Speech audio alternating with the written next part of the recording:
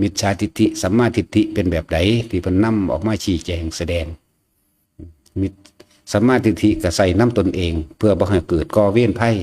ซึ่งกันและกันแม้ขณะมีชีวิตอยู่หรือหลังจากตายไปแล้วก็ช่างที่จริงมันก็ได้มันก็ป้องกันเวรภัยได้ตั้งแต่มีชีวิตอยู่นั่นแหละ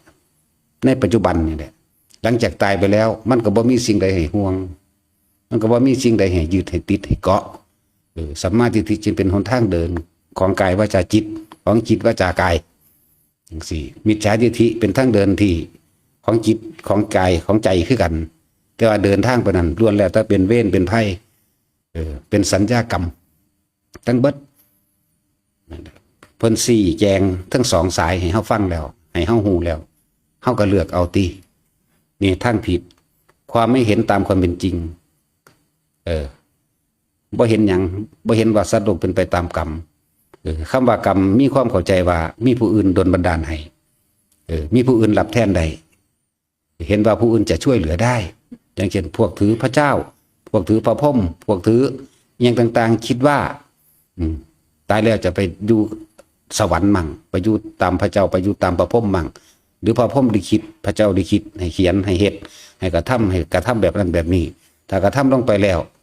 บ่ได้รับโทษหยังเพราะว่าผู้นี้สิเป็นผู้ไถ่โทษให้นี่มิจฉาทิฏฐิแปลว่าเห็นผิดตามเห็นผิด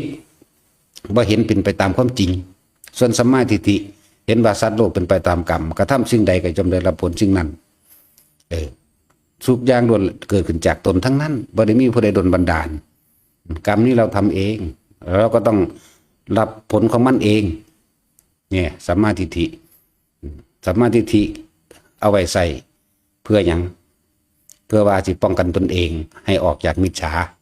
บ่ให้ไปคุกคีกับคนที่มีความเห็นแบบนั้นนั่นแหละ เฮาก็ศึกษาทั้งสองสายอยู่แล้วสายผิดและสายถูก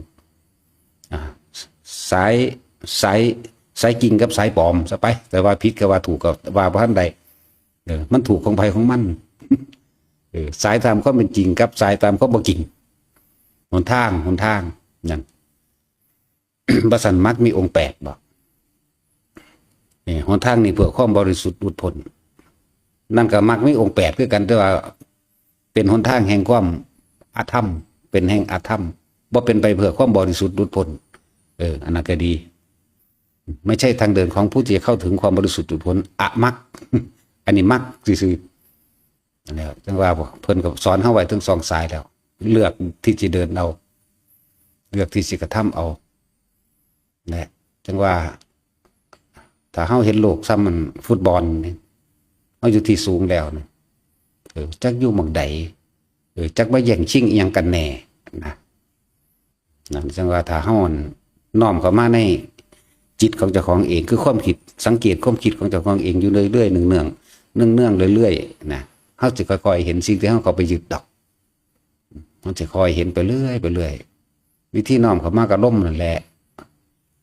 ลมนี่เป็นกุศโลบายเป็นกลลวงเป็นวิธีหลอกความคิดนั่นแหละหลอกความคิดให้มาคิดอยู่กับลมแล้วจึงจะเห็นความคิดที่มันไหลไปตามรูปเสียงกลิ่นรสไหลไปตามหูจมูกลิ้นกายเนี่ยลมจึงเป็นหนทางอันประเสริฐ